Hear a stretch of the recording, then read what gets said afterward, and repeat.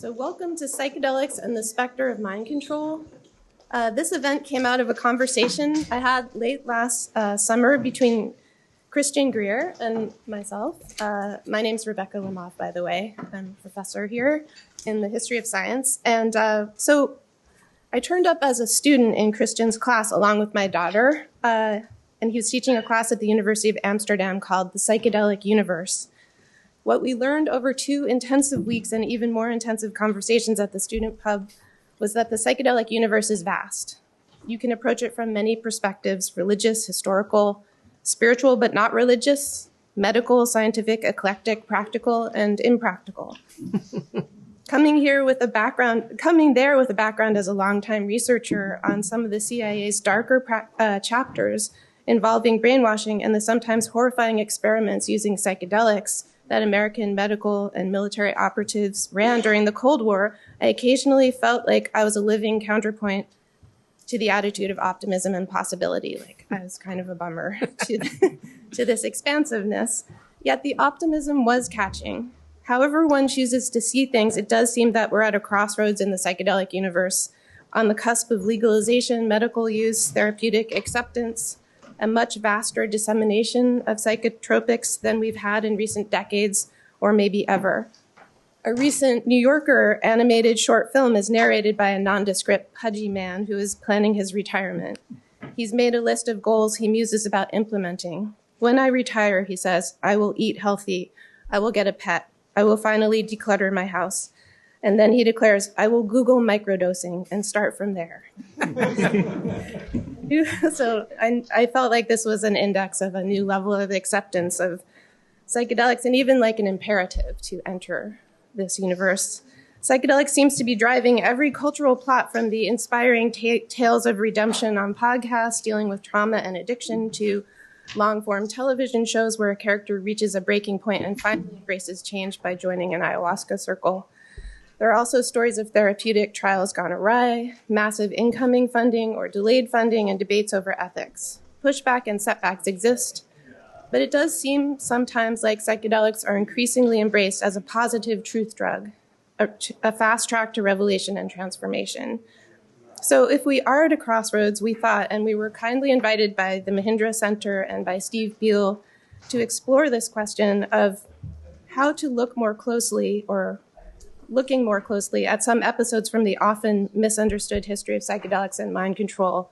At this moment of tremendous promise and lurking cautions, let's consider the archives of psychedelic research, a kind of worst case, call it as we have, the specter of mind control. Each of our panelists has spent many years researching the specter. According to Webster's, a specter is a visible, disembodied spirit, a ghost, something that haunts or perturbs the mind, a kind of phantom. It comes from the Latin to look at or spy. So our mission is to consider this aspect of psychedelics, its specter, tonight, so that we can see the whole crossroads more clearly. History, especially of psychedelics, is often reduced to glossy nuggets like you'll hear. There's just sort of, people just repeat the same tailored stories about what happened in the past. But the actual history, if you give it time and you go deep enough into the records, is as interesting and as fraught as anything we're living through today. So with that, I'm very pleased to welcome our 3 renowned researchers. Each of us will talk for about 10 minutes, and then we'll have about half an hour of discussion among us, and then we'll have some time for Q&A. As it happens, I'll say a few quick words about our panelists, and then each of them will give their talk. And at the end, we'll have a good amount of time for questions, so save your questions, please. So first will be Benjamin Breen. Ben is an associate professor of history at the University of California, Santa Cruz. His most recent book, Tripping on Utopia, Margaret Mead, The Cold War, and the Troubled Birth of Psychedelic Science, Revisionist History of the First Era of Psychedelic Science. It was named one of the best books of the year by the New Yorker and the Chronicle of Higher Education, and won the Prose Award from the Association of American Publishers for the best book in the history of science, technology, and medicine. So welcome to Ben.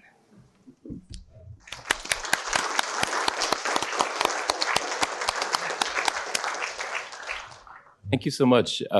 Thank you, Rebecca, and my fellow panelists, Tom and Christian. Thank you, Steve, and the Mahindra Center. It's really Nice to be here. And when I started working on this topic, it was considered very strange because I am actually an historian of the early modern world originally, although I've always been an historian of drugs. My first book talks about psychedelics, but in the context of 18th century Amazonia. So when I told people I was spending a lot of time with MK Ultra files, I got some weird looks, and I perplexed my wife quite a bit. I made one of those little boards that people make, with like strings attaching photographs and stuff. So now it's all come full circle, and it just feels great to be part of a community as opposed to just like a weird person pinning photos to a wall and thinking about weird people. And speaking of weird people, I'm going to be going really fast through some of the more interesting and lingering mysteries related to this general topic of mind control and psychedelics that came up in my book, Tripping on Utopia, which I didn't really have time to get into in the book itself. So I'm going to kind of just flag a few things that were of interest, a few things that I have question marks about, some things that hopefully connect with the rest of the talks we'll hear today, and just fun things. And so I'm going to end with a mule with a nuclear weapon strapped to its back, which was possibly a fantasy or possibly a real thing that John C. Lilly talked about happening in the 50s. And I'm going to start with the kind of what we might think of as the prehistory of the concept of psychedelics as a tool of mind control, which I think goes back to right before World War II. So one of the things I like to do in my research is to get into a group of people's heads and just think what it was like to be them. Not just one person and not a whole culture, but a collection of people. So kind of a group biography approach. And what I did with this research project was to really think a lot about Margaret Mead, who's at the center of this photograph, but then the kind of constellation of people around her in the Macy conferences. So this is a photo from the 1954 Macy conference held at Princeton called Problems of Consciousness. And this group and this concept of organizing people around this concept of consciousness in 1959 congealed into the first ever international conference on LSD. So this is very formative to the science of psychedelics. What struck me, and the reason I put it on the cover, is a couple things. One is that the guy at the far left there is Harold Abramson, we're going to hear more about probably, who was one of the central figures in MK Ultra. But then some of the other people in this photograph are like some of the leading scientists of the 20th century, without exaggeration. People who are really important in the history of neuroscience and psychiatry. And unphotographed, because they had just divorced a few years ago, is Gregory Bateson, who's the other person I was just fascinated by, who was Mead's third husband. And he's standing on the other side of Mead's second husband in that photo there. So they had a bit of a love triangle in Bali. There's a good novel about it called Euphoria, which actually inspired my book, in fact. So just a story, one of the fun archival stories that I didn't really tell in the book, but this is why it's on the cover, is that I was familiar with this published photo of this group of people. And I looked through the names and I tried to contact them to see if any were still alive. Almost none were. In fact, none of them really were. But some of their kids were. And the children of the guy, Conan Kornetsky, at top left there, talked to me and were very kind about giving me their time and letting me, telling me about what their father did. He was a psychiatrist. He was unwittingly an MK Ultra researcher, but didn't know about it until the news came out in the 70s. But they were like, yeah, we have a photo of Margaret Mead on our wall. And I figured they meant this photo, but it turned out they actually meant a secret photograph that was taken of the participants of this conference in a state of trance, pretending to be in a state of trance. So there's like another version of the photo that shows them all unconscious. So there's the problems of consciousness, and then they do like an unconscious version. And I just loved that because it sort of, to me, it kind of symbolized the whole process of researching this topic, is that there's always a hidden side to the public-facing version. So who are these people? I mentioned some of the leading scientists. This is Harold Abramson, along with Kornetsky. Abramson is the seated guy there. But there's also Mary Brezier, who's like a very important neuroscientist who was at MIT, one of the first people ever to apply computer analysis to understanding the brain, which is really important, Roy Grinker, I'm going to talk about him in a second, but the founder of narcosynthesis, along with John Spiegel, one of the leading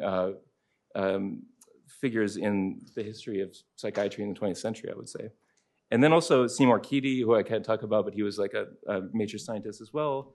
And finally, Henry Beecher, who was like a leading light of Harvard Medical School, Beecher Chair of Anesthesiology at Harvard. He was involved in psychedelics research, but in the 60s became one of the main antagonists of Timothy Leary, who we kind of saw as a young upstart who was sort of not doing real psychedelic science. So I'm not really going to come back to them. But I just wanted to flag that group of people. From the Library of Congress in Washington, D.C. Balinese trance dancing, because that's actually kind of my way. These are the frightening witches that's Margaret Mead into which the beautiful little girls of the ballet have been transformed. This whole video is pretty interesting. I'm gonna get it now. But this is fascinatingly to me, Margaret Mead's way into the history of psychedelics, because she was initially, along with Gregory Bateson, studying Balinese trance because she thought it would help her understand the origins of schizophrenia, which I still struggle to understand why that made sense to her, but it made a lot of sense, and she got a lot of funding for it in the 30s. But along the way, she met a guy named Geoffrey Greer, who was a mescaline test subject in London in the 30s, and he was also an anthropologist, and he was convinced that he could understand Balinese trance states because he had done mescaline. And he believed it was, this is a quote, a skeleton key that unlocks understanding of a sort of common consciousness of not just trance states, but like psychedelic states, forms of consciousness that are outside of the norm, sort of William Jamesy, like beyond the veil of ordinary existence, altered states of consciousness. And Greer believed that this was an important tool of a scientist, of an anthropologist, who wanted to be a participant observer, who wanted to be part of the culture they were studying or to understand it from the inside. So Mead and Bateson, from that point onward, are, I think, doing a form of proto-psychedelic science. And then it becomes actively psychedelic in the 50s. What's happening in between? World War II. And so that's the rest of what I want to talk about is just some things that were happening with World War II that I think were kind of foundational to this question of mind control. So narcosynthesis is the invention of Roy Grinker and Spiegel, who I mentioned. It's also funded by the Macy Foundation in 1942. And it's, I think, kind of inspired by Mead's fascination with hypnosis and trance. She's distributing this pamphlet about hypnosis to all the psychiatrists in the army in World War II. And then they, what do you know, later that year, 2 psychiatrists in the army develop a hypnosis-based form of psychotherapy with drugs, which they believe cures battlefield neurosis, i.e. like combat-related PTSD. So this is really foundational to psychedelic science because it really kind of is psychedelic therapy without psychedelics. They're using sodium amytal, but the same people doing this therapy, literally the same group of people, move on to using LSD in the 50s. So it's like a cohort of people who are trying to do something helpful to people's minds, to change people's minds using psychedelics. There's a film about it called Let There Be Light, which was repressed by the army, but actually came out in the 80s, I think, by John Huston, the director. That's really interesting. Now, this was funded by the Macy Conference with benign motives. It was trying to cure people of PTSD. But the Macy Conference in the 50s was a cutout organization for MKUltra. Not really wittingly among the Macy Conference trustees, but wittingly by Frank Fremont Smith, who here is kind of saying he's already sort of like doing some stuff that the trustees might disapprove of because he finds it personally interesting. In the 50s, this morphs into accepting funding from the CIA, channeling it to Harold Abramson and seeing what happens. And as maybe we'll hear more about some of that story later on. This is sort of the prehistory of that. So the public-facing work was all about healing people, right? It was about curing people of battlefield neurosis. This inspired L. Ron Hubbard to develop Dianetics. He claimed to have underwent narcosynthesis in the late 40s. And if you look at the text, a lot of it sounds very familiar. It sounds a lot like the language of psychedelic therapy, even today. Some of the terms used here are obsolete, but the idea of surfacing trauma through a drug experience, intensive drug experience coupled with talk therapy, set and setting is kind of a present here. It's like giving people a comforting environment. So it's very much the root of, I think, modern psychedelic therapy. But it's also the root of the Army's experimentation with truth drugs, not just the Army, but the military. So this is George Hunter White from his archive at Stanford. This is one of the only available documents that predates MKUltra that sort of feeds into it. So you can see uncensored names of people, whereas MKUltra, a lot of stuff is redacted. And one thing I want to mention here is Captain George White and James Hamilton. George White might come up later too. He was a central figure in MKUltra. He was the guy doing Operation Midnight Climax. In the 40s, he was giving people THC-laced cigarettes to see if it would get them to talk as a prelude to trying this out on prisoners of war. They also experimented with mescaline. In the 50s, he works with the same guy, James Hamilton, to give people LSD in San Francisco and New York City. So it's the same group of people What's interesting is that it's also the same group of people. By the way, that's my book. That's my image here.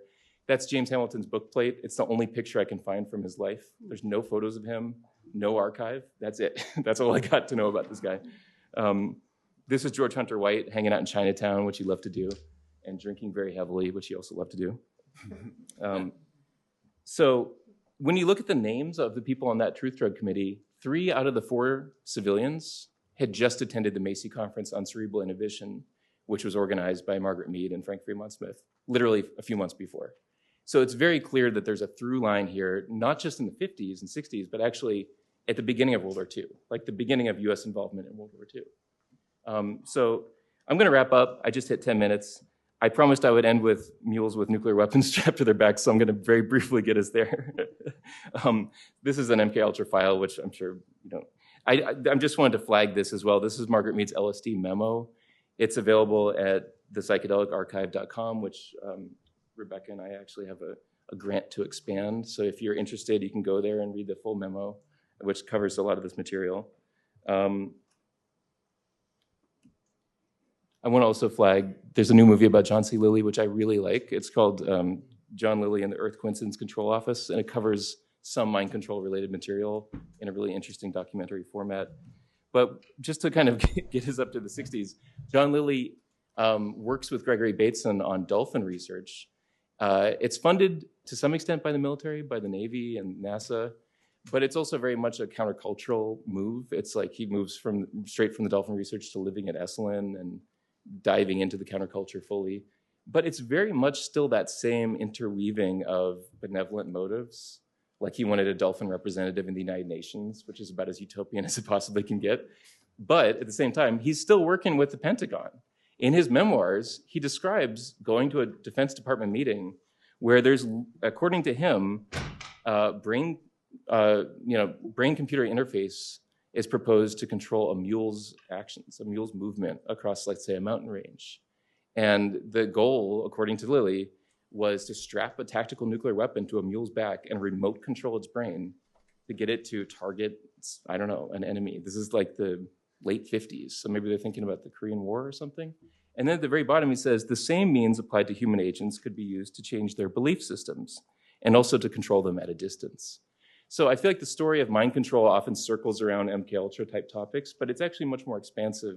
It covers animal science, it covers Balinese trance, it covers cultural anthropology, renegade psychiatrists in World War II who were never quite the same afterwards, like James Hamilton, and whatever John Lilly was, which I don't even know how to describe them. But the weird thing is that if you look at his FBI file, it's actually kind of corroborated. So they literally say, the Department of Defense blank are interested in his work in view of possible application to the minds of human beings.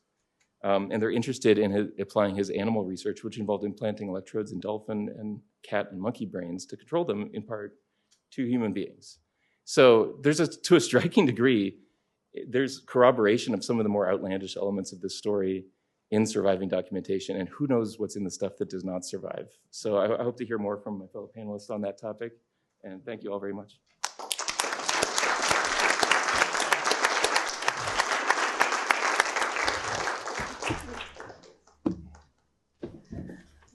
Thanks, Ben. Yes, I have. We will have to continue the thread about Lilly and remote-controlled animal subjects, which is a dark topic. So next will be J. Christian Greer, who's a lecturer in psychiatry and behavioral sciences at Stanford University and an affiliate professor at the Graduate Theological Union in Berkeley, California. A scholar of religious studies with special focus on global psychedelic history. He holds an MDiv from Harvard Divinity School, as well as an MA and PhD in Western esotericism from the University of Amsterdam, where I took his amazing course. I have to plug. His forthcoming book, Crimes Against Normality, Psychedelic Militancy in the Fanzine Revolution, Oxford University Press, explores the expansion and diversification of psychedelic networks in the underground cultures of the 1980s. So we're jumping forward in time a bit, I suspect. Thank you.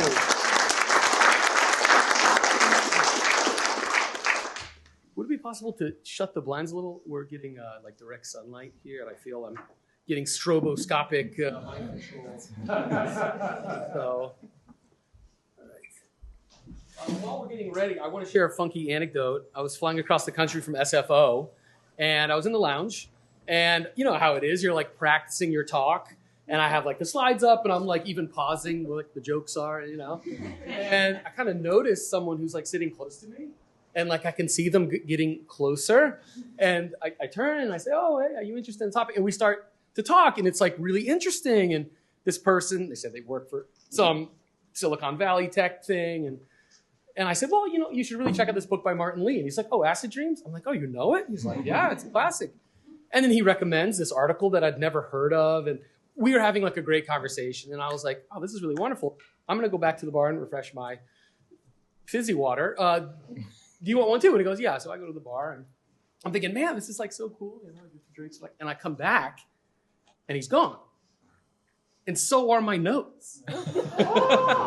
So are the 3 plates and 2 drinks I had there. So maybe he left. That's the post-rational fashion, you know, the post-rationalization I'm doing. But my notes were gone. So this is why I have them in this envelope now that I'm taking everywhere with me. Anyway, I also thought no one's going to steal the notes. It's a public lecture. Whatever. All right. Name of the talk is Head Games. I just have to say how happy I am to be here. This is like a dream team lineup. I've read all your books. It's really so exciting. And I was Googling how to get here before. And like in the top search results, one of them was like Rebecca Lemov, Harvard professor. MK Ultra never ended, exclamation point. Some fans are going to have a great time with this one. All right. I want to begin my talk here. Mindfuckers. It's a peculiar book published by an imprint of Rolling Stone magazine in 1972. The book is a totally sensationalistic account of what the editor terms acid fascism, focusing on the Manson family and the Mel Lyman family located in Roxbury, not too far from here. This useful, though sadly neglected term, acid fascism, refers not to an idea, but to an equation. And that equation is directly related to the topic being studied tonight. The equation goes like this. LSD opens the mind to the universe. This revelation causes a spiritual hunger, and it is this hunger that is exploited by an authoritarian leader and a high-control group. That is how the editor explains the Manson family, the Mel Lyman family, and others. Now, the key feature of this book is how the editor takes serious a very real and very dark dimension of the so-called hippie movement. No doubt, we should continue to debate terms like mind control and brainwashing. It's clear that the term mind-fucking is integral to the history of psychedelic experimentation since the 1950s. And this term has been very much sidelined in the stories we tell about the last half century of acid culture. So in the next 8 minutes or so, I'm going to map out this uncharted dimension of psychedelic history. All right, so as my colleagues have made clear, deep state programs like MK Ultra were designed to master the art of psychological manipulation and behavioral programming with psychoactive drugs. Me, I have a different interest. I'm curious about the other side of the coin, the street-level psychedelic scenes that were also interested in behavioral modification. Specifically, I'm interested in what I term psychedelic militancy. That is, the way in which acid heads used mindfucking not to control, but to liberate the masses, or so they claimed. Let's look at a few groups that perfected the art of mindfucking for liberation. Mindfucking as pranks, the pranks of the merry pranksters. As chronicled in Tom Wolfe's Electric Kool-Aid acid tests, the pranksters were the foremost acid fellowship on the West Coast, having introduced LSD throughout California through a series of acid tests. What were the acid tests? Well, let's call them free-form parties with a purpose.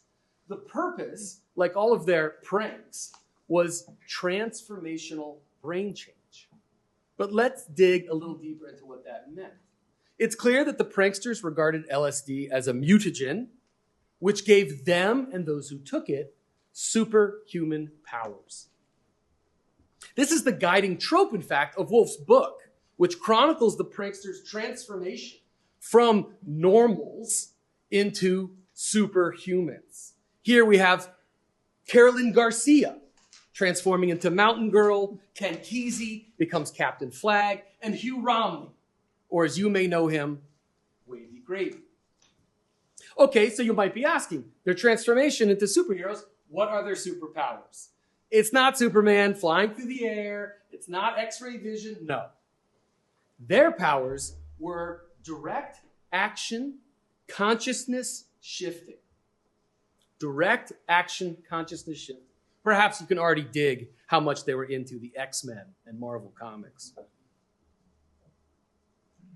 Pranks for the pranksters entailed funky and funny public performances designed to shock people out of their conditioned frame of reference. Essentially, what they were trying to do was externalize the internal process of consciousness expansion occasioned by drugs like LSD. They were trying to channel the psychic wallop that you get with a high dose of acid outward to others who are not necessarily using the drug. Mindfuck indeed. But of course, they were not the only ones interested in direct action consciousness transformation. Let's stay on the West Coast for a little bit longer and see what we find. Here, we see the Diggers. This militant group of psychedelicist anarchists were responsible for feeding, clothing, housing, and keeping the multitudes of runaways high as they made their way in the Haight-Ashbury from 67, the Summer of Love, to 71. Yet, they did not present their free restaurants, free stores, free dope, and crash pads as charity. No, they termed it social acid. The point in their free stores, crash pads, and the rest, the point here was to forcibly dissolve people's addiction to the money system. Free was their motto. Free because it's yours. So social acid was engineered to blow your mind into new ways of seeing the world, into new ways of being. The point here, with the free food and the crash pads and the free stores, was conversion. I want to emphasize this point. Their program was based on making people see it their way, the world as free. So take it. What's stopping you? All right, there's so many more examples that merit note. There's the White Panther Party in the Midwest, led by Lenny and John St. Clair. And, of course, the most high-profile mindfuckers, the Yippies. But I'm not going to talk about that. I'm going to talk about a much more obscure historical case study. I want to talk about the Discordian Society and their Operation Mindfuck. The Discordian Society was acid culture's response to the CIA. The Discordians were decentralized, clandestine, and networked. In 1968, members launched what they termed Operation Mindfuck, a campaign of hoaxes, forged documents, and media interventions that reintroduced the Illuminati to English-speaking audiences. And at the heart of Operation Mindfuck was the claim that the Illuminati were behind JFK's assassination. While they spread this message through the underground and overground, their principal target was New Orleans District Attorney Jim Garrison, famed for his investigation into the Kennedy assassination. Why Garrison? Garrison's team of investigators had fingered the Discordian Society, and specifically its founder, Kerry Thornley, as part of a CIA-backed conspiracy to murder the president. What was Garrison's evidence? Dig this. Thornley befriended Lee Harvey Oswald when they were in the Marine Corps together. Thornley even wrote a book about Lee Harvey Oswald a whole year before the Kennedy assassination. You can see the book there. It's called The Idle Warriors. Needless to say, Thornley was not part of any CIA-backed conspiracy. However, his subsequent persecution by Garrison led Thornley into a psychotic spiral, eventually leading Thornley to believe that he was part of an MK Ultra experiment that also included Oswald, which transformed them into Manchurian candidates. Here, this is a painful reminder of the thin line between mind-fucking and mind control. But this all begs the question, what is the difference between mind-fucking and mind control? So I want to end here. What we see when we look at mind-fucking and mind control, what we see are head games. Forceful psychic incursions designed to rearrange, shatter, and reform the way someone else sees the world. Serious head trips, man, which dissolve social conditioning. And this dissolution of social conditioning, this dissolution of your personality, can be coded as both liberation or control. It is such a fine line between programming and deprogramming, conditioning and deconditioning, especially when vulnerability is amplified by psychedelics. Let me close by saying we have to be extremely careful about the language we use when examining the mindfuck. Scholars had suggested alternative technical terms for what these groups were doing. Perhaps you've heard them. Radical theatrics, non-disciplinary protest, or the most familiar, guerrilla theater. While these are important and helpful tools, they miss something essential about the groups I've just described. Psychedelic experimentation is shot through with metaphysical freakiness. It is not uncommon for users of psychedelics to report a sense of accessing the fundament of existence, the very ground of being. A psychedelic trip is a mindfuck, an encounter with extremely heavy ontological forces which have the power to irrevocably change someone's life. It is precisely in this psychedelic destabilization of reality that terms like guerrilla theater prove inadequate. Mindfucking does capture the shock horror of when the bottom of reality drops out. And I think we'd be really off track as historians, not just of mind control, but of mindfucking, if we did not account for the explicitly metaphysical traces that are left by mindfuckers and the people they mindfuck. Thank you.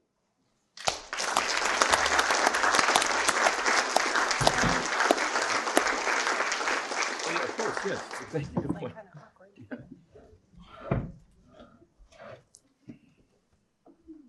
Christian, I feel like you need to be one of those people with a suitcase chained to your wrist at the airport. 12 monkeys or something. So I'm introducing Rebecca. Rebecca Lemov is professor of the history of science at Harvard University. Her research focuses on key episodes in mapping the human psyche and the scientific dream of behavioral engineering. Her recent book, The Instability of Truth, Brainwashing, Mind Control, and Hyperpersuasion, uncovers the history of brainwashing and its troubling implications for today. Currently a fellow at the Harvard Radcliffe Institute, she is writing and illustrating a book about psychedelics research and what it reveals about the potential for brain and behavior change, both positive and negative, or both. Let's all welcome Rebecca.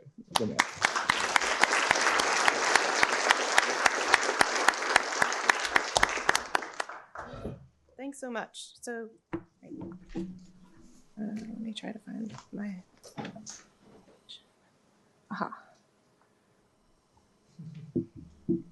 appropriate enough. So we're going back in time a little bit.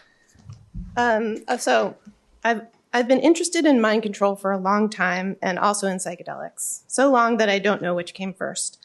But I think it's safe to say that this odd topic of mind control, which I can confirm Ben's and Christian's, or one of your observations that when you even say the topic, people kind of think you might be crazy. Or at least that happened for a while. This odd topic took over my research life. For 25 years, I've kept going back again to the archives, delving into their secrets long before the word delving became synonymous with bad AI prose. I still love going to the archives. In fact, I was visiting the Timothy Leary papers just the other week during that blizzard, along with my intrepid researchers, Ivy and Sam. to look at the records of the Concord prison experiments, unable to resist several boxes we saw in the finding aid that were labeled session reports that I don't think anyone's really looked at least not to my knowledge. And I'll end this talk with something I found there. But first, I want to look back at a pattern in the Cold War records. And so here, of psychedelic experimentation into mind control by the US military and government. So this is kind of more of a Cold War vibe that I'll get into. MK-Ultra was a many-tentacled program that the CIA undertook to investigate forced behavior change and mind control. And today I'll take a quick look at two prominent scientists who work for MK-Ultra. But before that, it's important, I think, even if you've read many things about it and been annoyed even by the constant mention of MK-Ultra, I think it's useful to go back to its origins and be reminded of exactly, what was it like at the moment in the United States when that seemed like the most logical thing to do at least for certain people in high up circles. So let me take you back to 1953. During the Korean War, US troops who were sent to assist in pushing back North Korean forces to the 38th parallel found themselves overwhelmed in what was supposed to be an easy battle led by the world's superpower. Several thousand Americans, instead of being home by Thanksgiving as they had been promised, ended up being taken prisoner and held in these camps along the Yalu River at the edge of Manchuria. This is where the phrase Manchurian Candidate comes from. These POWs lived and died, many of them died in camps along the river at the edge of Manchuria. These camps were first run by North Korean troops, incredibly brutal. We can talk about it in the Q&A if you'd like, because it's relevant to the story of the trauma these soldiers underwent, and later taken over by Maoist Chinese educators. Eventually, when the armistice arrived in 1953, the American prisoners who survived were gathered at the United Nations neutral zone. At that point, 21 of them declared they would rather live in communist China.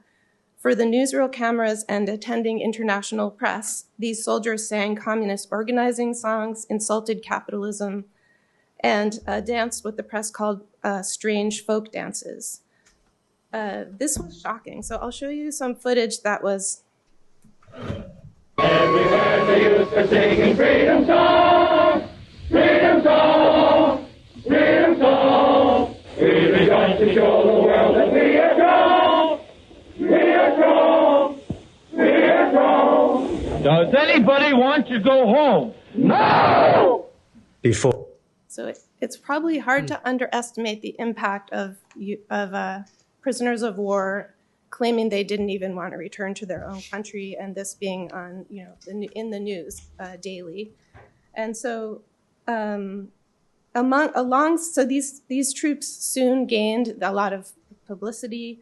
They were called the non-returners, and then they were called the non-repatriates, and sometimes they were just called traitors or scum or collaborators, and finally they were known as the brainwashed troops. And after that, the Korean War was forever associated with just these troops. It was the forgotten war, at least in this country.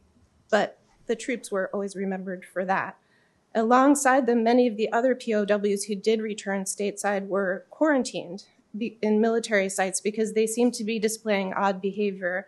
And by the military's estimate, almost all of them had been ideologically compromised to some degree through contact with enemy propaganda. And so the great brainwashing emergency was born.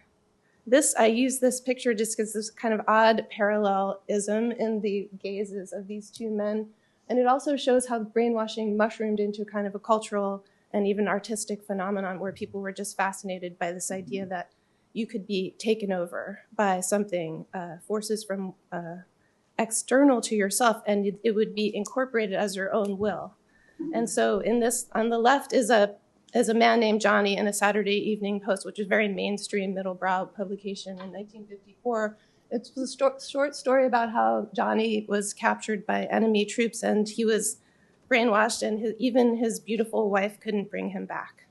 And his eyes were described as unfathomable. And then you also had the Specter in the film The Manchurian Candidate of Raymond Shaw, this great patriot who actually had been captured, ideologically captured, by a kind of mind virus. So the CIA quickly and clandestinely authorized MK-Ultra, and So Alan Dulles gave a speech to Princeton alumni where he announced that there was warfare for the brain going on, and then secretly a tremendous amount of money was funneled through various conduits. But the enemy was seen as a kind of parrot-like, that humans, and especially in our society, were susceptible and could become like parrots, could kind of lose themselves without knowing it, what had happened to them. They would become another person. And this was seen as like a special technique that the communists had hold of. It might involve drugs. It might involve secrets that we were as yet unaware of. And so that was where MK Ultra came from.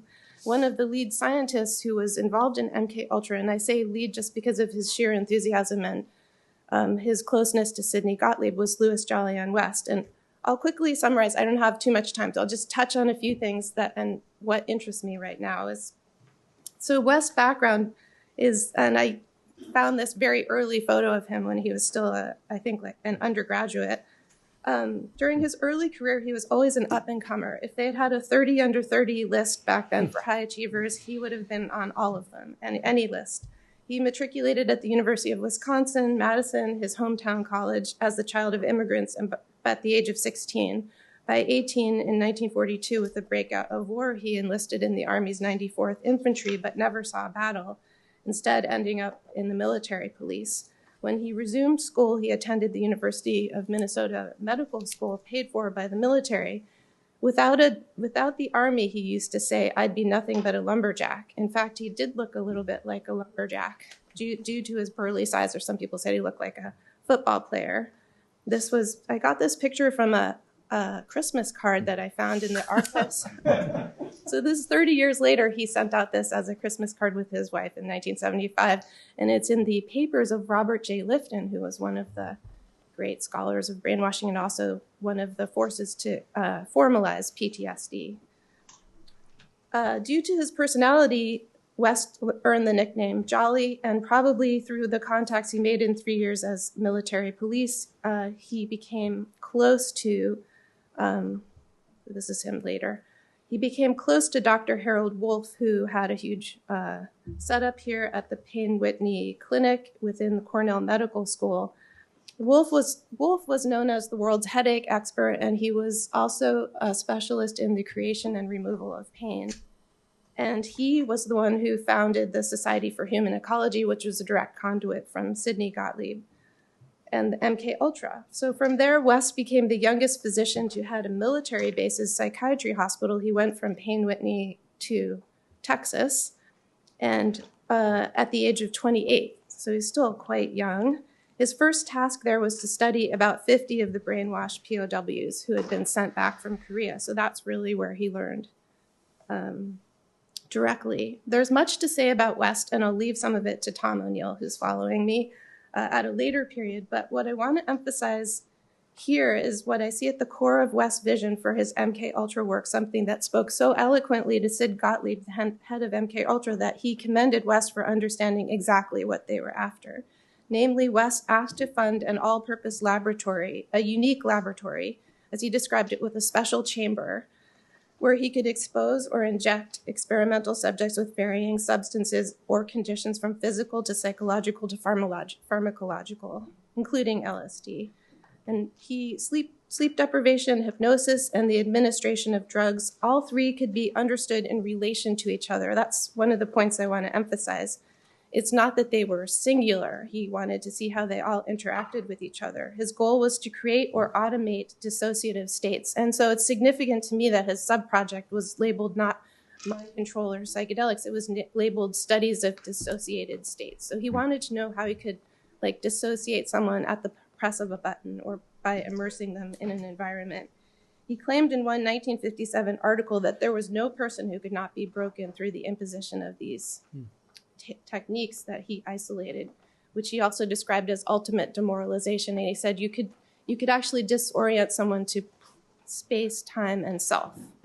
This unique laboratory was set to be built with CIA money routed through Wolff's cutout organization to the Air Force Base when it was halted and moved to the University of Oklahoma. But that's a whole other story I won't tell here, involving a secret tunnel you can read about it in my book or ask about it when we talk later.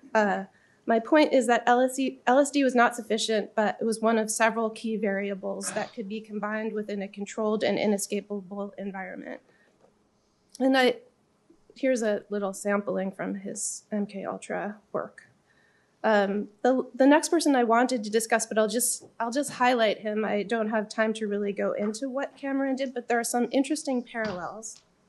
So Ewan Cameron, was a highly decorated and extremely well-respected psychiatrist who worked at the hospital called Ravenscrag in Montreal at McGill University. He had won all of these, honors, the head of the American Psychiatric Association. He was even called to Nuremberg after World War II to be a moral expert on, how to judge ethical transgressions.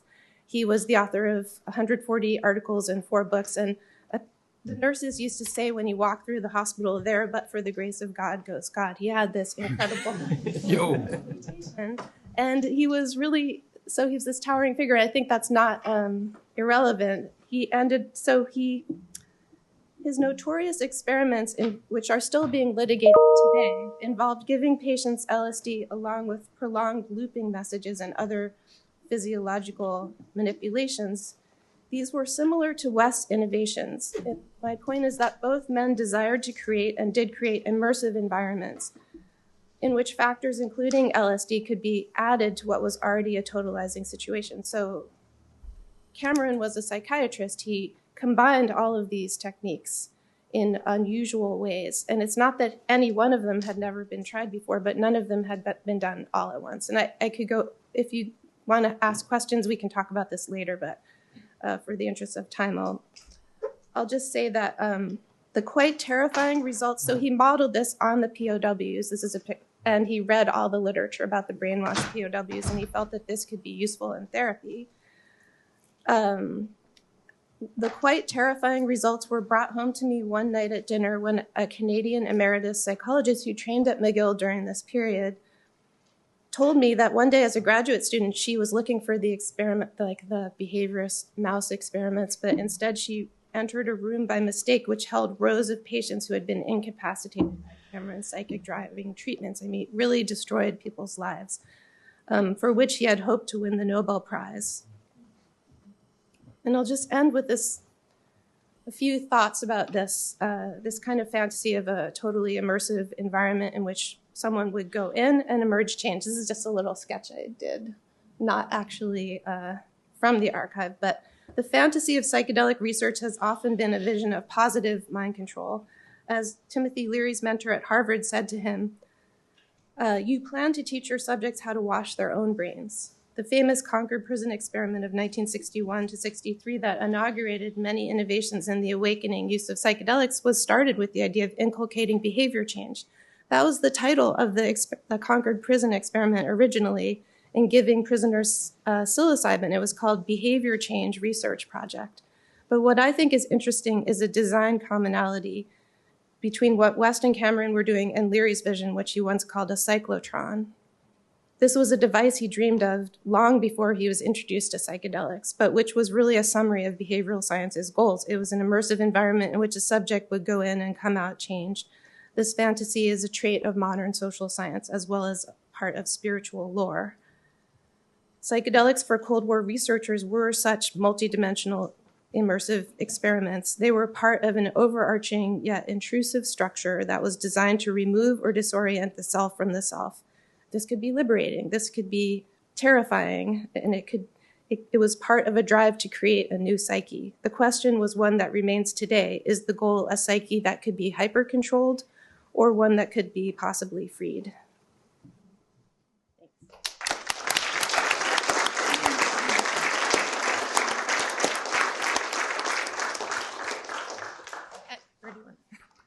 So our last panelist is Tom O'Neill, who's an award-winning investigative journalist and entertainment reporter whose work has appeared in national publications, and we actually have crossed at the archives a couple times, I think. Pardon me? Maybe we've crossed paths at the archives. I think so, His work has appeared in national publications such as Us, Premiere, New York, The Village Voice, and Details.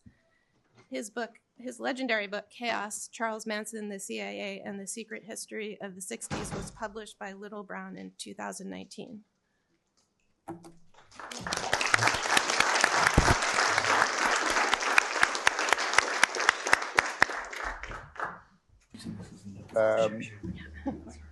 I'm not good with all this stuff.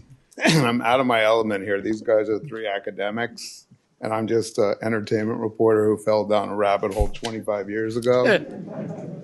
When I got assigned to do a story about this guy, Charles Manson, and started discovering a lot of stuff I didn't even know existed, like MK Ultra.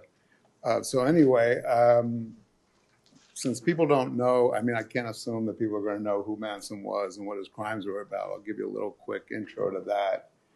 Manson had been pretty much raised in federal institutions.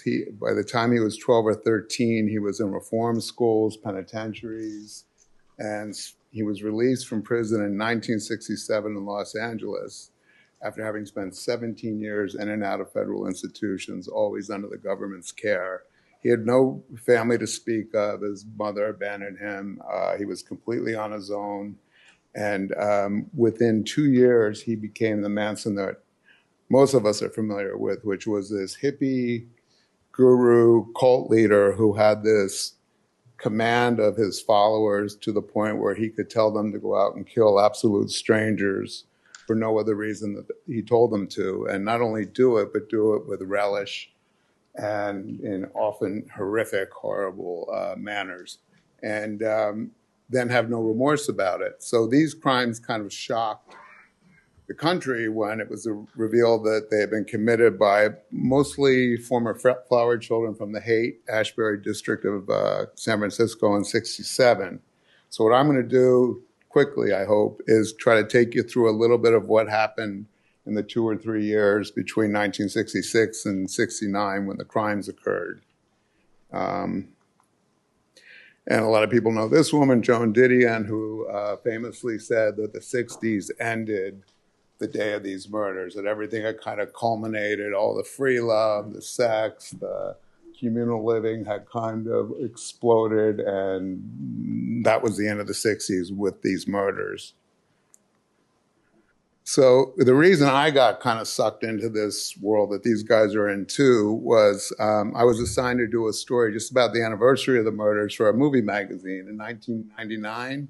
Didn't want to do it, but needed the money, and had never read Helter Skelter, which is the famous book by the prosecutor about the case, and tried to find an angle, didn't really know what to do, how to write a story that's been written at that point for 30 years, again and again and again. And I landed on this paragraph from the epilogue of Vince Bugliosi's book, Helter Skelter, which is a pretty detailed account of the investigation, the creation of the family, and the murders, and then the prosecution, the trial. And what fascinated me, even before I read this, was how did Manson learn how to get these mostly young women, some of them as young as 17, 18 years old, and some men in under 2 years to go out and just kill because he had told them to, without question, and kill strangers on command. And Bugliosi in the epilogue of the book says that he hadn't figured it out either. And what I highlighted in the yellow at the bottom, he said it may be something in his charismatic, enigmatic personality, some intangible quality or power that no one has yet been able to isolate and identify. It may be something he learned from others. Whatever it is, I believe Manson has full knowledge of the formula he used, and it worries me that we do not. That kind of stuck with me, and I thought, well, let's figure out how he got control of his followers. And again, I'd never even heard of MK Ultra. When I was going through Helter Skelter, I noticed that the San Francisco years were really, I think Bugliosi devoted 2 or 3 paragraphs to this really pivotal time in Manson's life when he was released from prison and in 6 months had a following, all emerging out of the Haight-Ashbury district. So these are the 4 people who were convicted with him of murdering the Tate LaBianca victims about 2-3 years before the murders occurred. Susan Atkins, Patricia Krenwinkel, Leslie Van Houten, Charles Watson. None of them had criminal records. Charles Watson had stolen a typewriter at college. Susan Atkins was in the company of 2 guys who stole a car and crossed state lines, but none of them had ever had any incidences of violence or crime. And again, 2 years after meeting Manson, they committed these murders. So the scientists I'm going to look at are Dr. David Smith, Dr. Roger Smith, no relation, and Rebecca spoke about Dr. Louis Jolyon West, Jolly. Oh, wait. So we're going to start in 1967, the Summer of Love in the Haight. A few months before that, in March, Manson is paroled after a 9-year stint in prison. He's paroled to Los Angeles from Terminal Island, and he doesn't want to leave prison. He refused to sign his release forms, wouldn't agree to the terms of his parole, and begged them to keep him there. He said, "This is my home. I don't know how to survive out there. I've been institutionalized my whole life, and I'm scared." They wouldn't allow him to stay, so they released him then on March 20th. He immediately violates his parole by going up to the Bay Area without permission, and rather than being sent back to prison, which would happen in most cases, he's assigned to a young PhD student at the University of California, Berkeley School of Criminology named Roger Smith. Roger was doing his thesis on teen gangs in Oakland and the role of drugs and the violence that they were seeing kind of accelerating. And this was like 1966, 67. And he was working part-time as a parole officer just to make some money. And he got assigned Manson. Already talked about that. So in June of 67, the Haight-Ashbury Free Medical Clinic opens. It wasn't the first free medical clinic in the United States. It was actually modeled after one in Watts, California that David Smith, the founder of the clinic, had learned about. But it was really the one that had the highest profile, the most attention, because for the summer of 1967, the entire world was focused on what was happening in the Haight. Thousands of young people were just migrating there. LSD was exploding. Music, there were free concerts, communal living, Grateful Dead, Jefferson Airplane. So it was a whole new kind of cultural revolution was happening. At the same time, the anti-war movement was kicking up. Vietnam deaths were, getting worse and worse. And David had come from prior studies in the early 60s on, I call it mice and rats because he's never straight when he talks about it. He did these, what was called aggregate studies, where he was anticipating crowding that was about to happen in the Haight before it happened. He anticipated a lot of stuff before it happened, which a lot of these scientists did. And he was grouping mice communally, and when you do that with mice and or rats, they naturally become violent and attack each other. He wanted to see what would happen if he introduced drugs, including amphetamines, and some others into the environment, and they killed each other brutally. He had modeled this experiment on John Calhoun's 1962 behavioral sync study, which didn't have drugs, was with hooded rats, but the same aggregate setting. He would crowd rats together, and this was a landmark study that got a lot of attention. And he found that in these situations, the dominant male rat emerges to organize the females into a harem of sex slaves, subjugate the weaker males into enfeebled followers who would run from the dominant rat if he just looked at them. Sound familiar? So by 1967, 68, Smith had left the rat and mice research and started studying LSD. And he was actually using LSD to modify the violence of the mice rats in his earlier experiments. He coined a term called the psychedelic syndrome, which was when somebody has one or two or just a couple of LSD trips, which he was seeing a lot, but has a complete transformation of personality, morality, ideation, radical, sometimes with one trip when it becomes fixed. He wanted to learn why some people had it and some people didn't. And the common denominator of that and his other studies was he wanted to see what the precipitating factors were. What caused it? Was it this user's response? Was it biological, environmental, or psychological? So now we're going to jump back to 1953 and MK Ultra. Jolly West, as Rebecca said, had kind of been hired by Sidney Gottlieb in 1953 at Lackland Air Force Base to start experimenting with LSD and other drugs, sensory deprivation, hypnosis, on airmen, prisoners, most of them unwitting in experiments. These are documents we found at his archive in UCLA, which shows some of the objectives of the research, which he outlined in, I think, was a 12-page letter to Sidney Gottlieb. Among them, can you use drugs and hypnosis to alter the ideas and attitudes of formerly loyal individuals, create specific mental disorders, using hypnosis in combination with drugs with subsequent amnesia? Can you get them to do things against their will? And then in 1955, he delivered the goods. He reported to his CIA handlers that he had been able to successfully remove true memories and replace them with false memories in subjects without their awareness, such that they would remain fixed and permanent. And that's what is the most powerful weapon for MK Ultra. You know, it's been argued for ever since we found out about it, whether or not they were successful in these experiments. West said to them in this paper that I found at UCLA that had been released in redacted form to Congress when they had congressional hearings into MK Ultra in 1975 through 77, without these lines that I've highlighted here saying he could do it, he did it, and he was continuing. So guess who lands at the Haight-Ashbury Free Medical Clinic in the summer of 1967?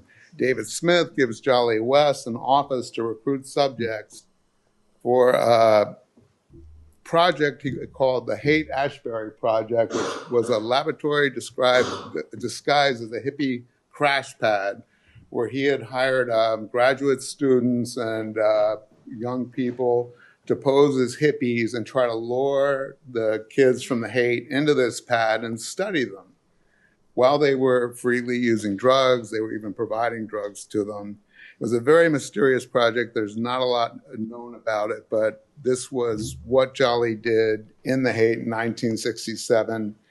And he was at the clinic recruiting at the same time Manson started going there on the orders of Roger Smith, his parole officer, who started an amphetamine research project at the clinic, studying amphetamines and violence in the youth in the Haight, which were kind of exploding in 1968. So Manson would come into the clinic with the girls, and the women would follow behind him. They weren't allowed to speak unless he spoke to them first. He would order them around, and everybody at the clinic that I interviewed lots and lots of people who were there, including David Smith and Roger Smith, and they said Manson was like a star there, not because anyone was fond of him, but because people were fascinated that this guy had this following and seemed to have all of this control. And he was a barely literate con who'd been raised in prisons and institutions. All of a sudden, he had grown his hair long, playing guitar, singing, and just basically controlling the lives of what began as about 4 or 5 women. And then by the time he left the Haight and moved down to Los Angeles at the end of, or the middle of 1968, the summer of 1968, had about 30, 35 followers. Before he left, or while he was still there, he was studied by the administrator of the clinic, a guy named Alan Rose, who actually left the clinic to go up to a commune that the Manson girls had been sent to Mendocino to operate for Manson to recruit more members. They got arrested. That's a long story. He used clinic money to get the girls lawyers and get them out of their predicament. And then he went down with them to the Spahn Ranch in Los Angeles. And then we get to 1969 and Helter Skelter. So in 1968, Sharon Tate, actress, wife of Roman Polanski, 8.5 months pregnant, was slaughtered with 4 of her friends and another guy who was visiting her house in Beverly Hills. And it was really one of the most sensational murders in the United States up to that time. A lot of it was because of the fact that she was pregnant, and she was a starlet, and they were the beautiful people of LA. But these murders were unsolved. The police originally believed it was a drug deal gone wrong by some of the guys who were killed, or some kind of robbery or something. And it wasn't until December, about 4 months later, that the head of the chief of police of the LAPD announced that they had taken in a group of hippies living at that point out in Death Valley at the Barker Ranch, who had murdered these people under the control of this leader called Charlie Manson, which was shocking because nobody had any idea that it would be a bunch of kids who basically wore flowers in their hair, suckled their babies, and looked like the people we saw in the media who were the hippies. So at the trial, things got even crazier.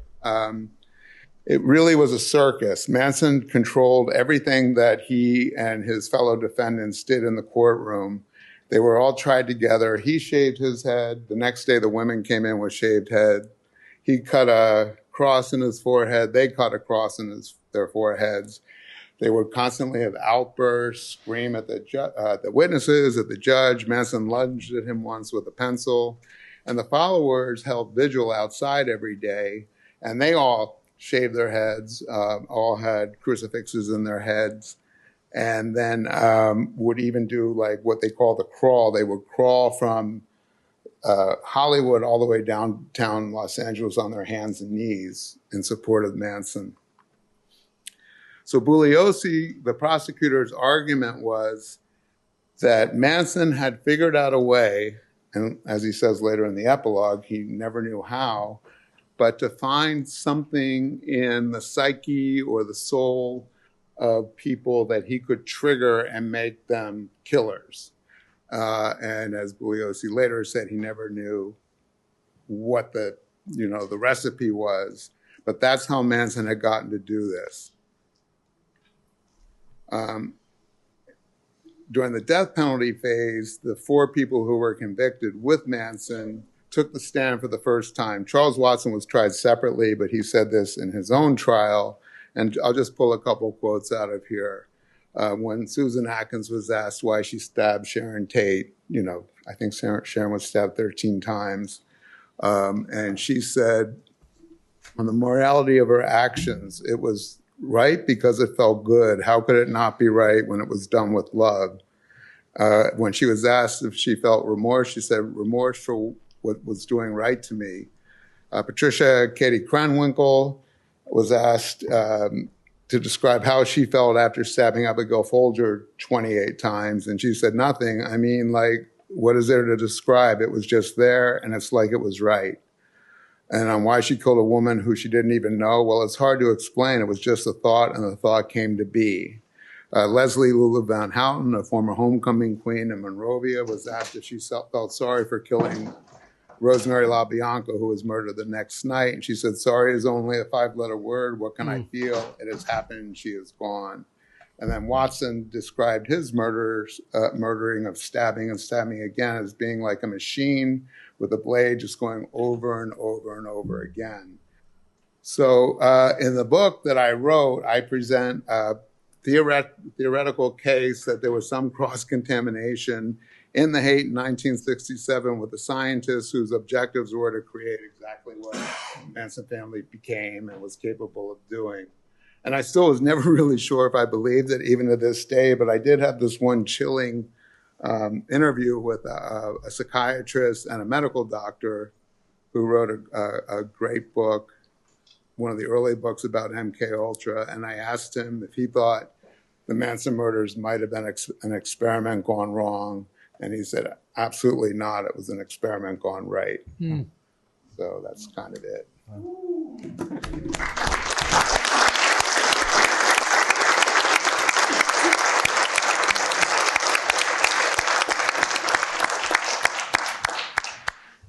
Okay, so we find ourselves at this moment. We actually we're scheduled to go to 7:30, so we've gone a little bit over, but I think it was worth it for these talks. But would you like to just go straight to questions, or should we have? Because we really have till 7:30, but we can go till 7:45 if people have more questions, or should we do a bit of discussion? We can ask each other questions if we mix it in. Yeah, we could kind of make a hybrid of questions from audience. And please, when you ask a question, raise your hand and we'll bring you a mic so it will be recorded if that's okay with you. So,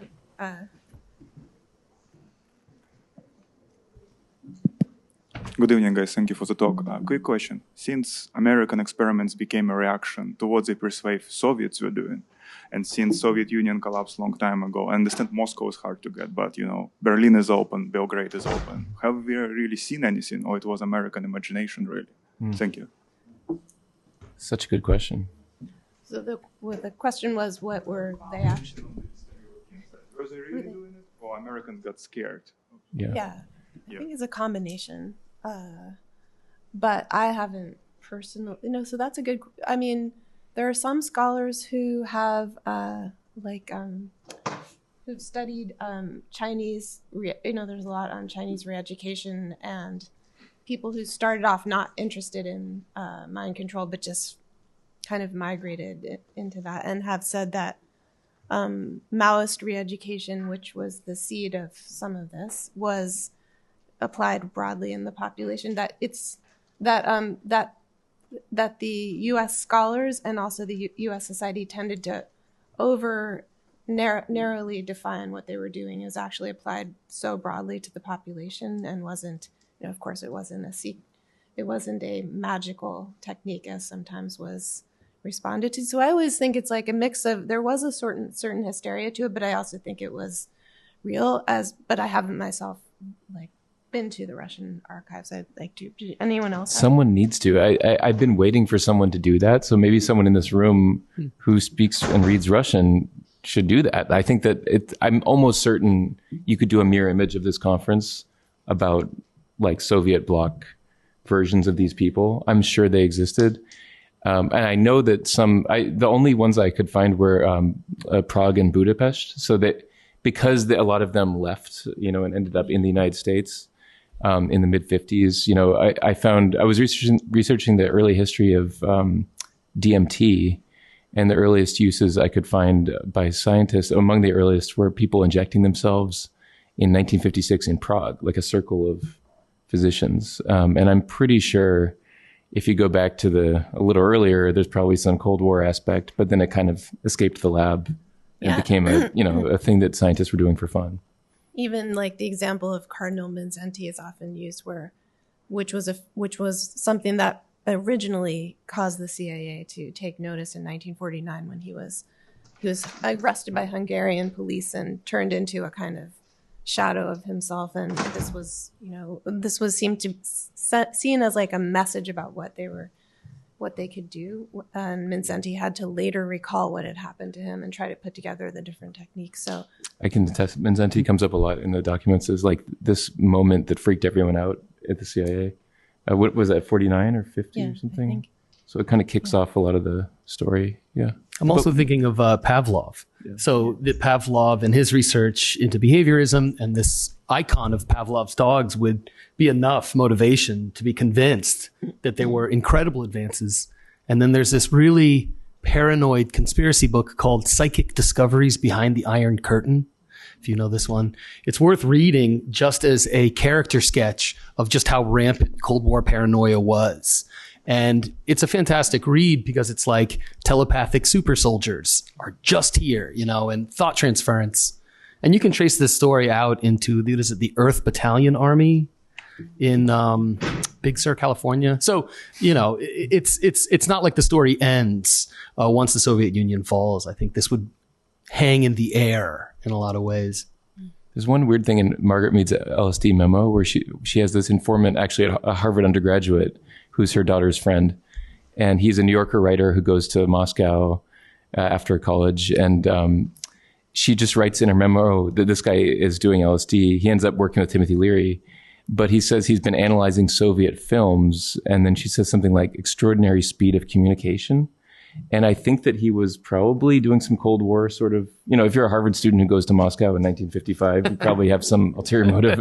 I think that they were thinking that the Soviets were using LSD as like some kind of mental, like a smart drug sort of thing, is what comes across in her memo. So, I think you were next and then in the back. Oh, actually, you have the mic. So please go.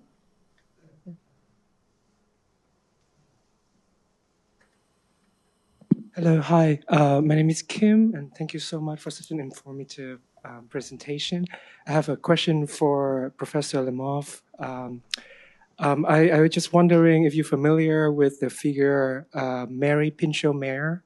She was mentioned in Dr. Leary's memoir, Flashback, and she was actually a Harvard student, I think, or she was a close member in a close circle with JFK and Dr. Leary, and they was doing LSD together, and supposedly she expressed interest in using LSD as a way to control powerful political leader mind, to especially JFK, to steer him away from war and the Cold War aggressions. So just wondering if you're familiar with her.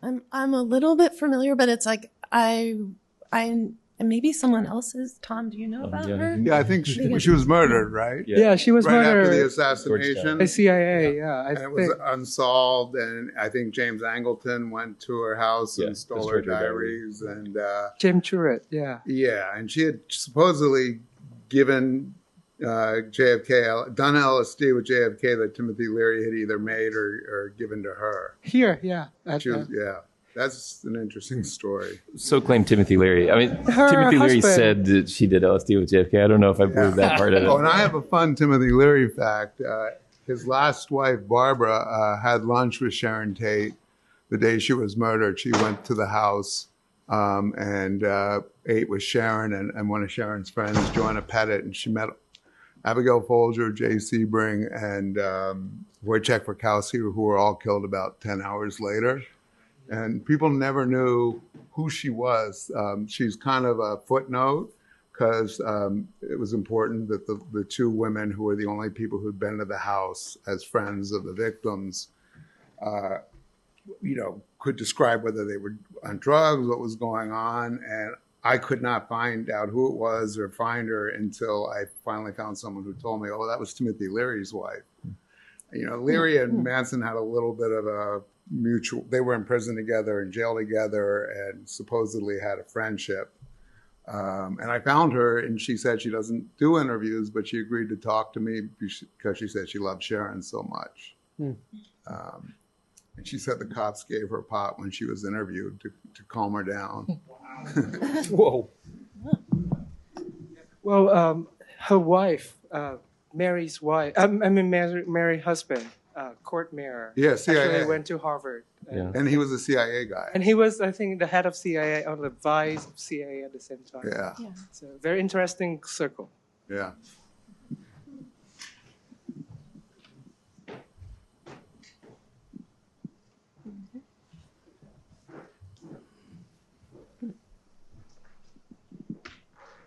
Thank you. I'm a family doctor from UCSF. Thank you. My question is kind of related to modern mind control. There's a joke, how many psychiatrists does it take to change a light bulb? Just one, but the light bulb has to want to change. And, you could look at like Patty Hearst, who was captured, and I remember, and then sort of converted psychologically to the other side. as a family doc, I struggle with getting people to quit cigarettes. We've been using psychedelics to help with, alcoholism, with narcotics. Ibogaine is really good with narcotics. So I'm just, your talks were amazing, and I learned a lot about the historical side, but can you reflect forward for us? Give me in 10 years, from what I know, this would be a good use of psychedelics. Should I start? Tough question. Well, I think that I don't know what will be a good use. I think there's a lot of potential in the therapeutic use of psychedelics, and there are some pitfalls, and you can already see people.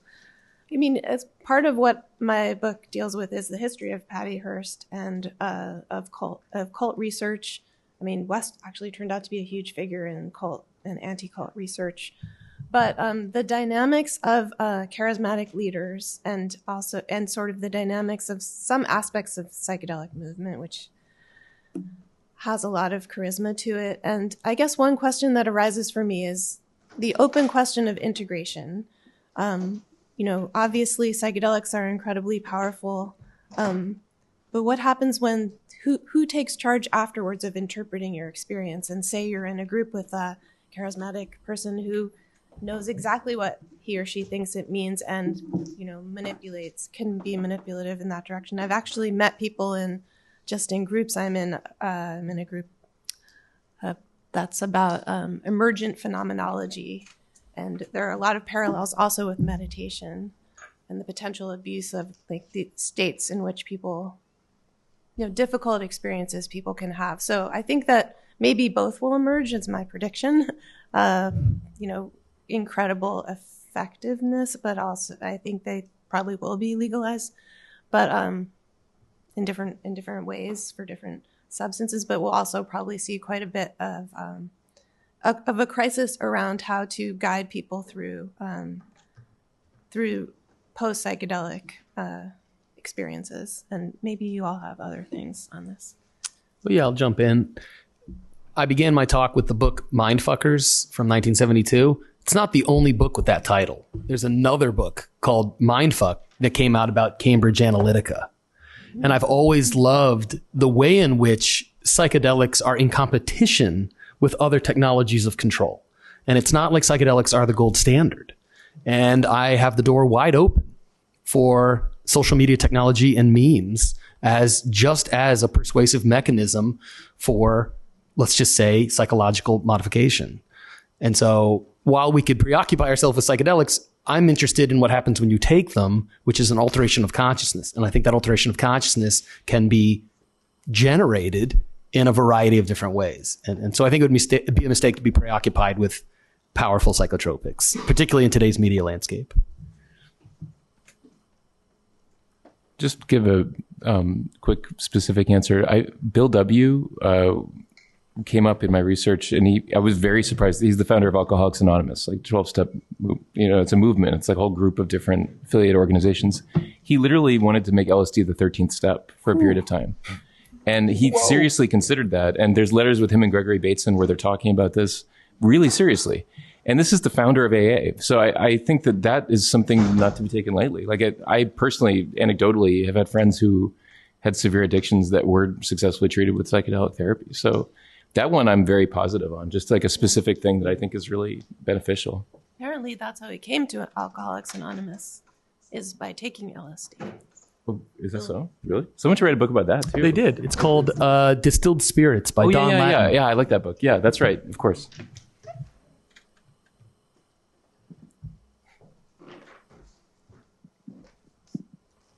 This is great. Thanks so much, everybody. I'm really interested in the mindfuck, mind control spectrum. And one, I want to ask you, Christian, about what the etymology of mindfuck is. Is the 72 book the first place that comes up? And is it, are they reflecting on a sort of mind control culture and trying to do something specific as an intervention? And for the panel, I'm curious how mindfucks might become mind control, and what are the sort of safeguards? Mindfuck being something that you're taking on for yourself, even if you're looking for more than you can bite off, you're getting more than you bargained for. it's still something that you're making a choice for. Are there safeguards to keep the mind fuck from becoming a mind control? And I'm thinking specifically about the end of your book, Rebecca, about the sort of techniques of noticing, hyper-persuasion, mind control are not these things that are happening to somewhere else, to people somewhere else. It's something that we're all kind of living inside of, and that we can cultivate some sets of faculties to notice it. Maybe the mind fuck perhaps is another one of these techniques.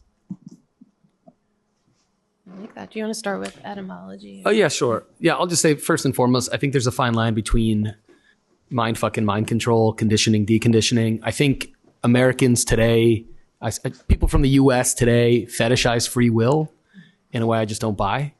And so it's like mind control is something that's happening to them, but never. And this is your book, is fantastic. Instability of Truth. I'd recommend it to everyone.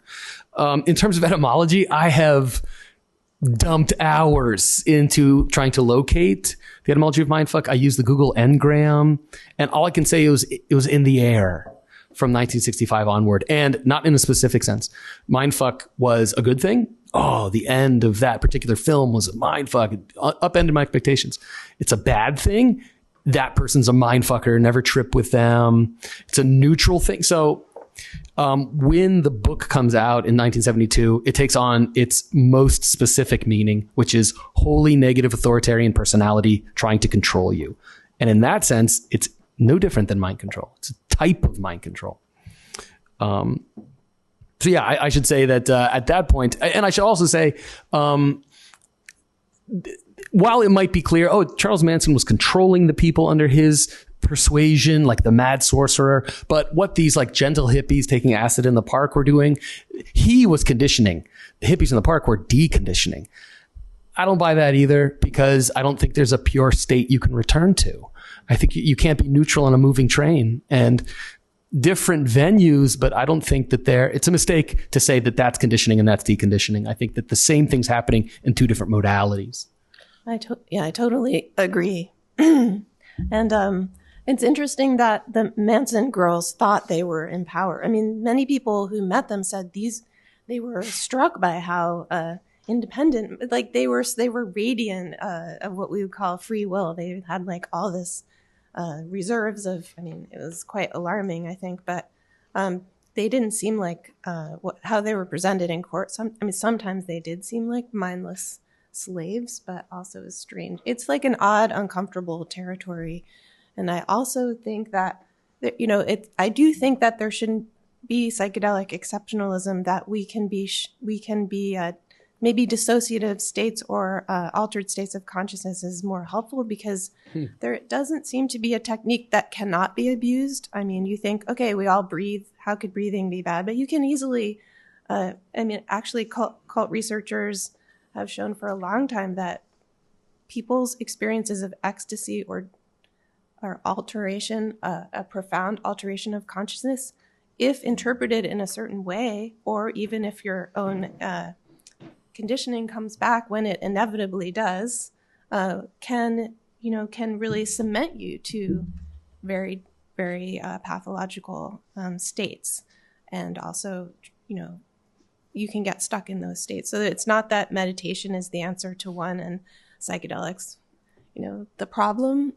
So yeah, and I think all of our talks were a little bit about that, that it's difficult to create, just one heroic drug in one dangerous, a dangerous set of individuals even. Can I ask Tom that question? Yeah. Tom, what do you think about the Manson slave thesis, that he was able to control them? Do you buy it, or do you think these women could have been empowered in a way and it's complicated? I think he did. No, I think he successfully brainwashed them. Definitely. In some of the interesting footage that came out after they were incarcerated, it took most of them about 10 years to snap out of it. And there's some interviews with Susan Atkins 6-7 years into her prison sentence saying, I can't get him out of my head. He's in my thoughts. Mm-hmm. They're stuck there. They're fixed and I can't get rid of them. And there are still, some pretty dedicated, loyal followers who were with the group back then, at least a half dozen who still, think he was their, the person that changed their lives. And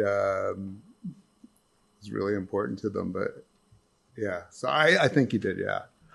One thing, though, I don't think he believed in the helter-skelter motive that he persuaded them to believe in, which I actually didn't even get to. But Manson had prophesized a world-ending race war, and the murders were committed. This is the official version, to ignite the race war because it wasn't happening fast enough. And Manson wanted to frame the Tape murders and the La Bianca murders on the Black Panthers and the Black militant groups in Los Angeles.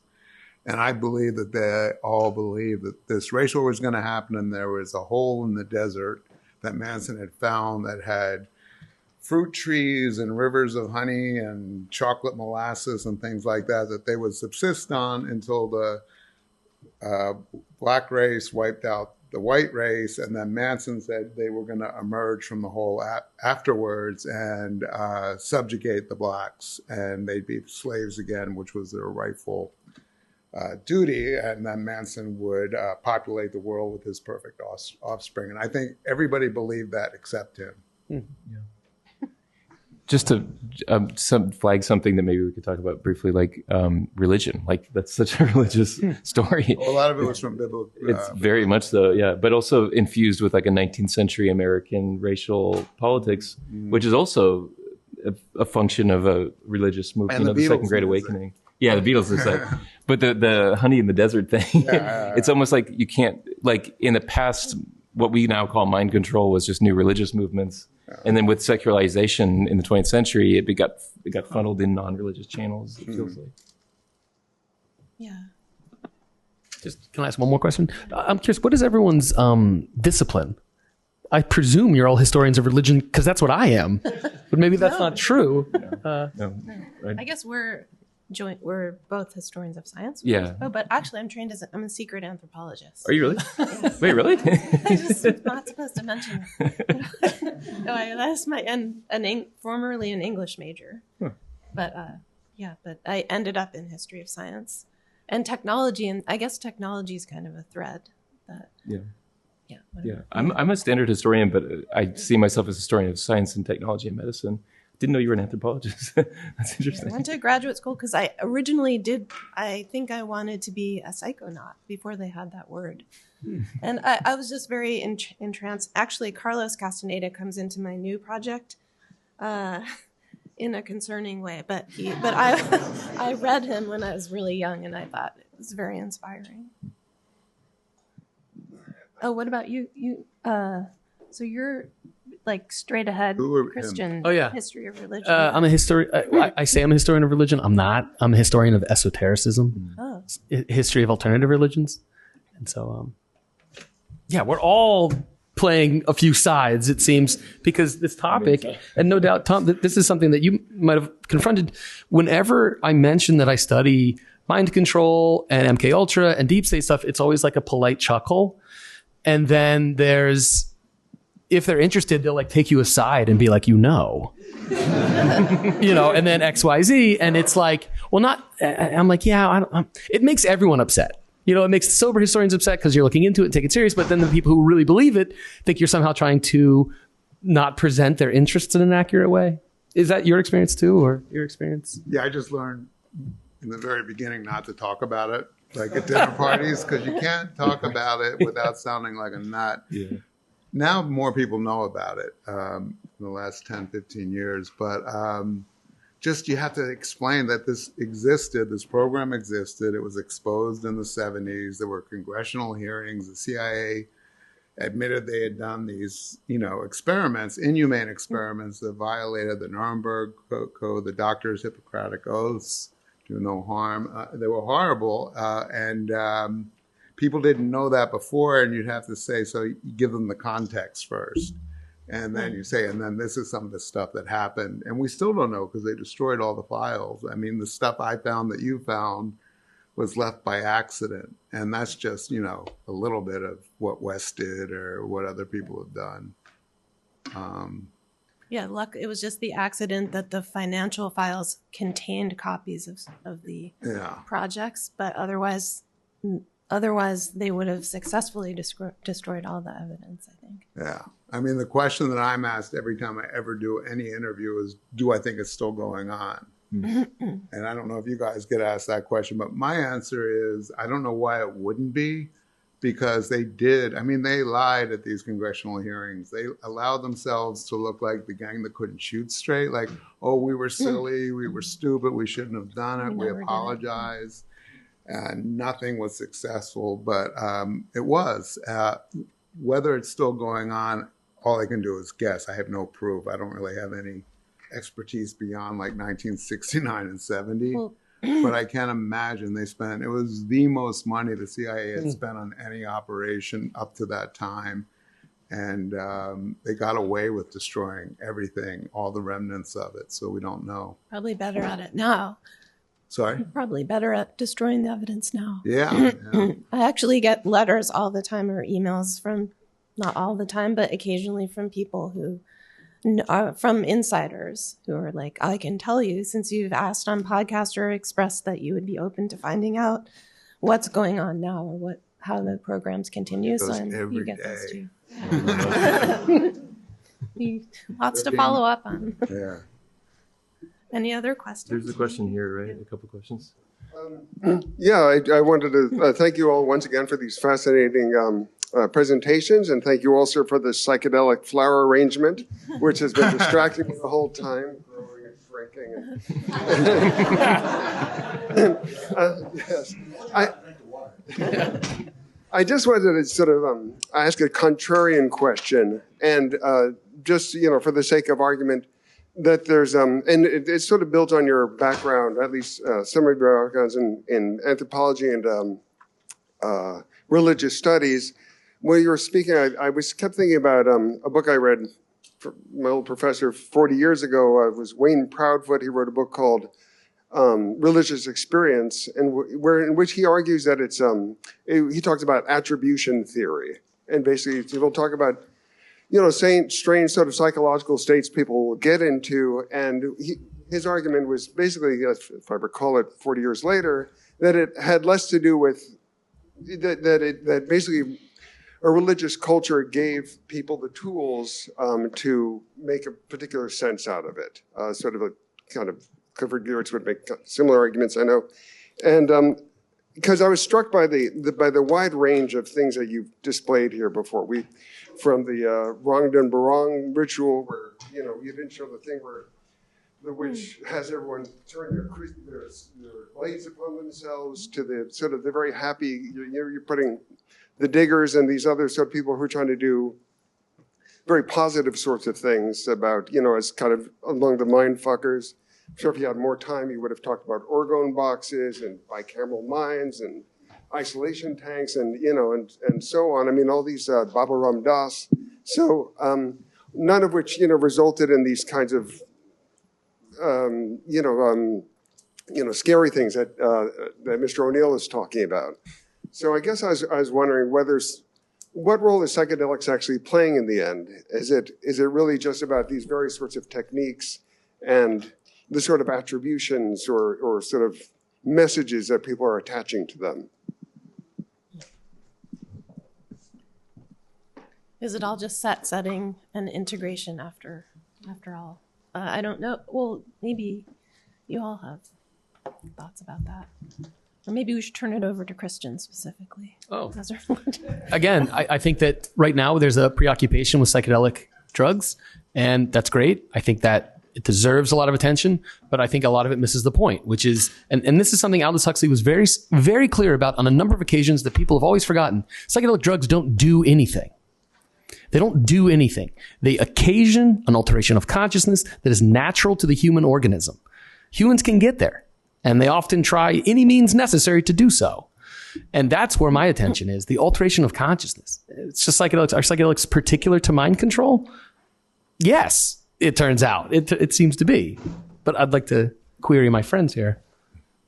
Yeah, I think I was trying to, that's helpful. Well, I'll come back to it. But I think it was part of this dream of a kind of environment that you could create that would trigger a negative alteration or like an obliteration of self, so it could be built up in a new form. But psychedelics weren't ever they never turned out to be the thing without which you couldn't do it. Maybe it's just because I'm giving a talk on William James and psychedelics on Friday, so I keep thinking about William James, but there's something going on with the universality of human experiences of consciousness alteration, which are, documented around the world and go back to the Neolithic. And so that there's like a baseline where you can have charismatic leaders who manipulate trance states and whatever. But then there's something happening in the 1880s in particular, I think, and onwards, which is the invention of the modern concept of the mind and the brain and the sense of being a subjective modern person. And that combination with the ancient human tendencies and ways of altering states has been weird for us as a species, and we're still figuring it out, right? Like Christian mentioned, social media, AI addiction, right, is a new one, and it keeps happening. There's always, every decade, there's a new version of it, but it hasn't been every decade since the beginning of time. It's been like every decade since the invention of neurasthenia in the year 1871 or whatever. There's something happening with modern life and I think modern psychology that actually happened like within 100 feet of here, actually, in the 1880s, that I think is one of the points of origin for what you've been talking about. Yeah, that's interesting. Almost like the idea that of having an inner self, an inner life.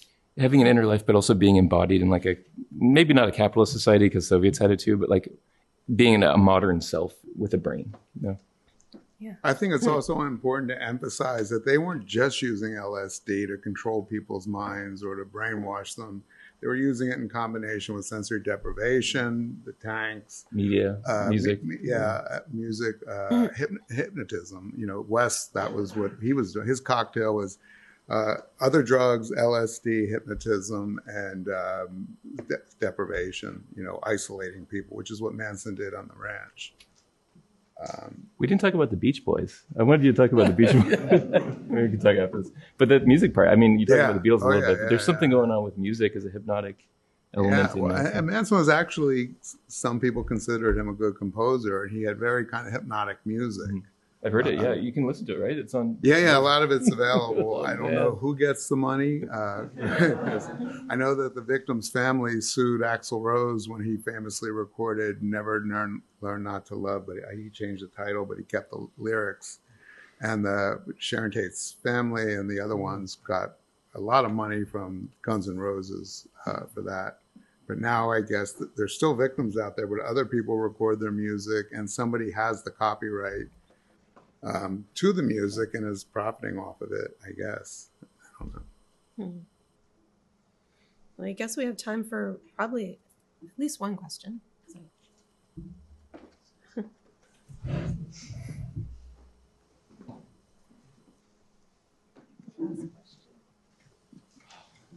Okay, thank you so much. And I feel a lot is at stake for me to ask the last question. But I'm just generally curious about how understanding the trance-dancing body could help us understand the altered state of consciousness in psychedelic-induced states, and how especially the skeleton figure you mentioned could be a key to understand that.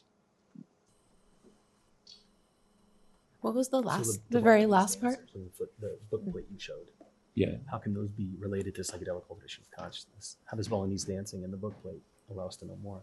Oh, yeah. That's a hard last question. I think that, well, it kind of gets to the last point. I mean, there's continuities of the place you get to in psychedelic states, or even William James taking nitrous oxide, or people taking ether, or people little kids spinning around a lot, right? But then there's also the kind of, and we haven't talked much about indigenous cultures of psychedelic usage, but its embeddedness in a ritual context seems really important here. So what I got from the Balinese trance dancers via Margaret Mead was that if you extricate the cultural and social context from these practices, they might not fall apart, like you can still do it, but it makes them potentially like weaponizable or more damaging when they're embedded in a culture and there's a witch that everyone, experiences like a sort of frenzy around. And then the witch goes back to being someone who lives in your village, right? And it goes back to normal, as opposed to, I think Charlie Manson was sort of the witch in a Balinese trance dance, but nothing went back to normal, right? It's because it was pulled out of, maybe not where it belonged, but it was pulled out, it was deracinated. There was, when I think of Charlie Manson and his followers, I think of the word deracination, like being unplugged from your home and thrown into some kind of a prison system or a city, you know. Sounds right. Yeah. So I think this is actually, thank you all for staying and for coming. It's probably a good place to end, and it was great to have your questions, and it was really fun to do this panel. So thank you all. Thank you, Rebecca.